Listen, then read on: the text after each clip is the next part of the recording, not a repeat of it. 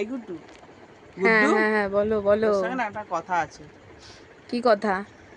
বলবি কিন্তু, সত্যি কথা কিন্তু বলবি। হ্যাঁ বলবো, বলো। বলছি তুই কি কার সঙ্গে প্রেম করছিস? প্রেম? না না, হাট।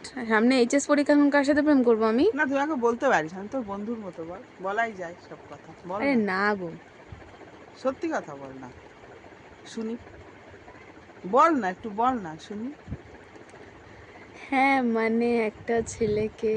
আ, ওই তো, আমি ওইটা ঠিক ধরেছি। ওই জন্যই দেখি তোর খেতে বসে তুই ফোন করছিস, টাইপিং করছিস, শুতে যাওয়ার সময় টাইপিং, রাত্রিবেলা পড়তে বসে টাইপিং। তুই কি আমার মুখে চুনকালি মাখাবি নাকি রে? হ্যাঁ, আরে তুমি তো আমার পুরো কথাটাই শুনলে না। আমি কি বলেছি যে আমার একটা ছেলেকে, তারপর তো শুনলেই না, আমার একটা ছেলেকে ভালো লাগে। এটা নয় যে আমি কারোর সাথে রিলেশনে আছি। ভালো তো লাগতেই পারে।